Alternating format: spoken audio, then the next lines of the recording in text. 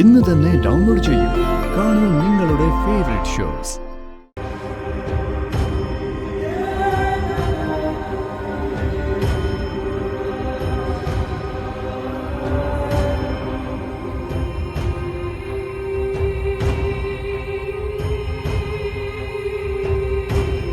എന്താ മാർഗം? അമ്മാവൻ അങ്ങനെ ചോദിച്ചപ്പോ ഞാൻ പറഞ്ഞേ ഉള്ളൂ. എന്താ മാർഗമെന്ന് എനിക്കും അറിയില്ല.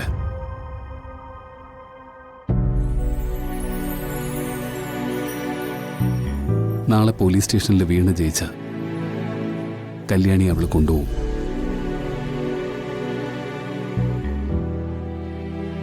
വിട്ടുകൊടുക്കാൻ ഹരിക്ക് പറ്റുമോ? ജ്യോതി എങ്ങനെയാ തന്നെ തോൽപ്പിച്ചത്? പ്രസവിച്ചതിന്റെ അവകാശം പറഞ്ഞല്ലേ.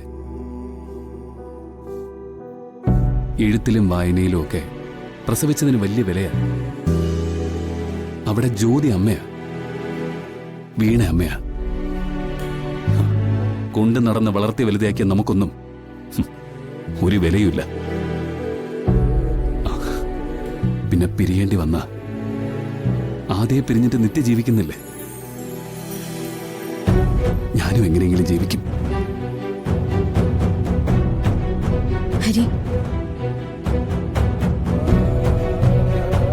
തനിക്കും എനിക്ക് സംഭവിച്ചത് ഒരേ കാര്യമാണ്. കൺമുന്നിൽ ഒരു കുഞ്ഞു കിടന്ന് കരയും. അതിന്റെ അടുത്ത് എന്ന് വാരിയെടുത്തു, ഊട്ടി വലുതാക്കി കൂടെ കൊണ്ടു നടന്നു. എന്നിട്ട് ഒരു ദിവസം അവകാശം പറഞ്ഞ ആളെത്തുമ്പോ നമ്മളോടൊക്കെ ഒരൊറ്റ ചോദ്യമേ ഉള്ളൂ: നിങ്ങൾ ആരാ?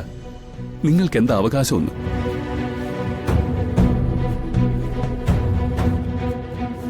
താൻ പൊയ്ക്കോ,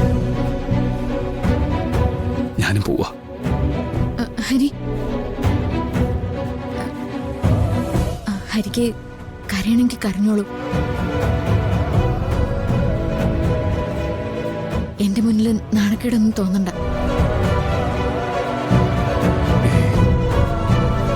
ആണുങ്ങൾ കരുത്തന്മാരല്ലേടോ?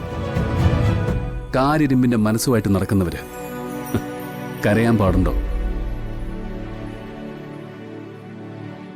ഇനിയിപ്പോ നാളെ പോലീസ് സ്റ്റേഷൻ വരെ പോകുന്നത് വരെയുള്ളൂ സമയം. കല്യാണിയാണെങ്കിൽ 100 ചോദ്യങ്ങൾ ഇങ്ങനെ ചോദിച്ചുകൊണ്ടേയിരിക്കുക. അതിനൊക്കെ മറുപടി പറയാന്ന് വെച്ചാൽ കുറച്ച് ബുദ്ധിമുട്ടുള്ള കാര്യമാണ്.